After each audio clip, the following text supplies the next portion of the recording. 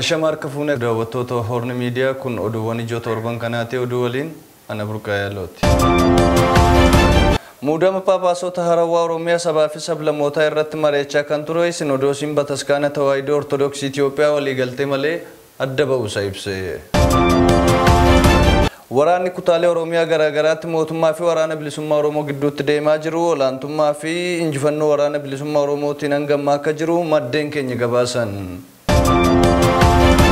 Qonnaan bultoonni godinaalee Harargee sababa daangeffamuu daldala jimaatiin kasaara hamaaf saaxilamaa jiraachuu balballoomsan. Ijaarsi maasaraa mootummaa Oromiyaa Finfinneetti eegalchiifamuufi. Qorannoo heerri biyyaa fooyya'uu qaba kan jedhu ka'umsi isaa sirrii waan hin taaneef bu'aan isaas sirrii miti jedhan hayyoonni Oromoo. Kunneen hangaftoota oduu turanii amma gara bal'ina oduuttiin isin deebisa. Muudama Paapaasota Harawaa Oromiyaa fi sabaaf sablammoota irratti mari'achaa kan ture Sinodoosiin Bataskaana Ortodoksii Tawaahidoo Itoophiyaa waliigaltee malee adda ba'uu isaanii ifoomsanii. Muudama Paapaasota irratti waliin galamne jedhame. Muudama Paapaasota Harawaa Oromiyaa fi sabaa fi sablammoota irratti mari'achaa kaleessa kan oole Sinodoosiin Bataskaana Ortodoksii Tawaahidoo Itoophiyaa waliigaltee malee addaan gale jedhu maddeen.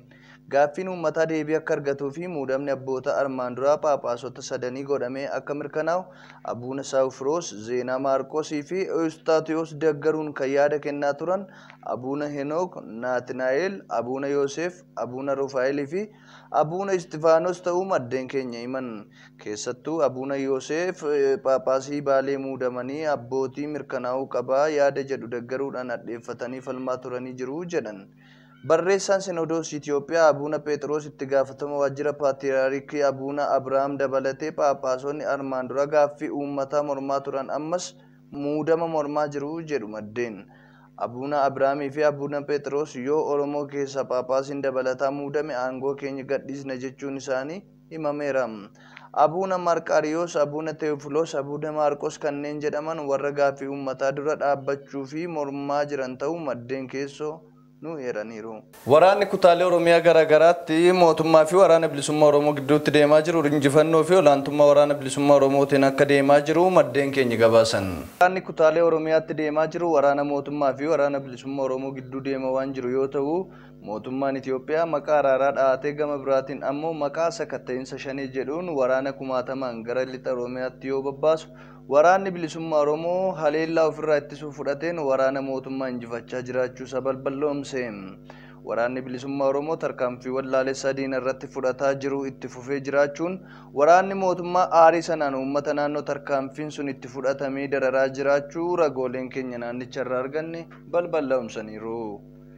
Tarkaanfii weerara magaalaa waraanni bilisummaa Oromoo godina Horroo Guduruu Wallaggaa aanaa Habaaboo Guduruutti seenuutiin waraana mootummaa irratti fudhateen waraanni mootummaa hedduun du'uu fi madoo akkasumallee booji'amuu maddeen keenya nuuf eeran.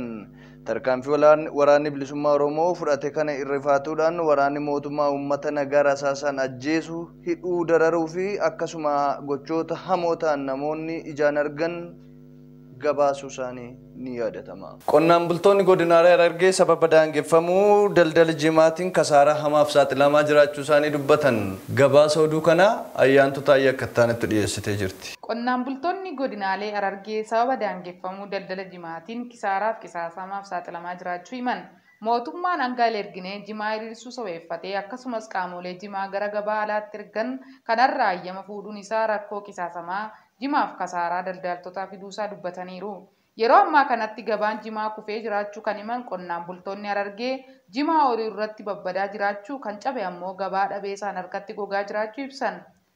Gabaa biyyaa keessatti akka hin gurguramneef qaratni mootummaa kan durii irratti dachaa 3 dabaluu ibsan. Mootummaan wiirtuu diinagdee qonnaan bultoota ba'aa Oromiyaa kan ta'e gabaa jimaa dhaabsisuun dhumaatii qonnaan bulaa Oromoo bu'aa malee hafee akka beela keessatti kufu taasisee jira jechuun komatan.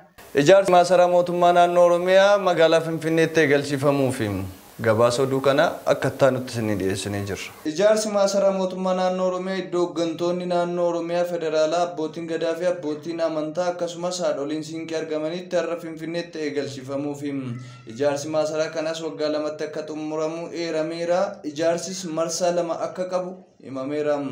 Maasaricha ijaaruuf waliigaltee kan mallatteessan dhaabbanni ijaarsa Corporation Ijaarsa Engineering Civil China CEC yookaan China Civil Engineering Corporationiin yeroo qabame keessatti xumuruuf xiyyeeffannaa addaan akka hojjetu beeksiseera. Maasaraan kunis handhuura Finfinneetti lafa hektaara 6 ol irratti ijaarama. Qorannoo heerri biyyaa fooyya'u jedhu ka'umsi isaa sirrii waan hin taaneef bu'aan isaas gaarii miti jedhan hayyoonni Oromoo. Qorannoon heera biyyaa fooyya'uu qaba jedhu ka'umsi isaa sirrii waan hin taaneef bu'aan isaa sirrii miti jedhan hayyoonni Oromoo. Qorannoo heera mootummaa fooyyessuuf taasifame jedhu ulaagaa qorannoo kan guutee fi mirga lammiilee kan kabachiisu miti jedhan hayyoonni kunneen. Qondaalli olaanaa kaafaa obbo Baqqalaa Garbaa qorannoon kun qorannoowwan walqabatan armaan dura irratti sakatta'insa taasiseen qabu jedhanii jiru. Sakatta'insa taasiseen hanqinni jiru hin agarree waan ta'eef ka'umsi qorannichaa sirrii miti bu'aan isaallee sirrii hin ta'u jedhan obbo Baqqalaan. Qondaalli mootummaa duraanii Dooktar Milkeessaa Miidhagaa gama isaaniitiin sagantaa bilchiginnaa keessatti jechi walqixxummaa sabaaf sablammiilee hiree murteeffannaa jedhamu hin jiran jedhanii jiru.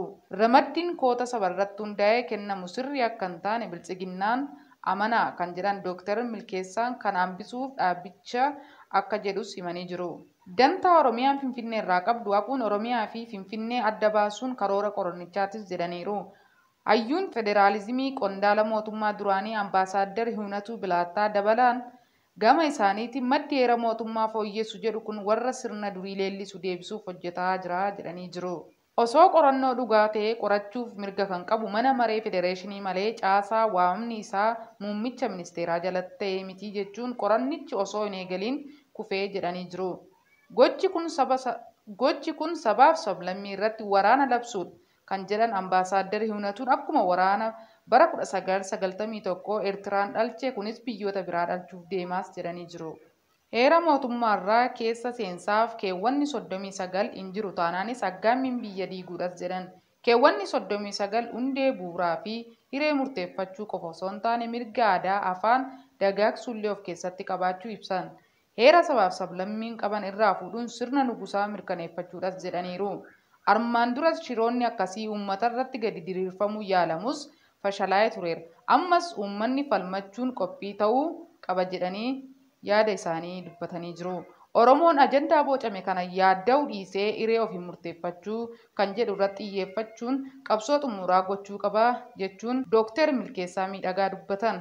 Egaan daawwattoota keenya sagantaan keenya torbanii oduuwwan ijoo kanneen turanii torban sagantaa biraan hanga walitti deebinutti nagaan tura.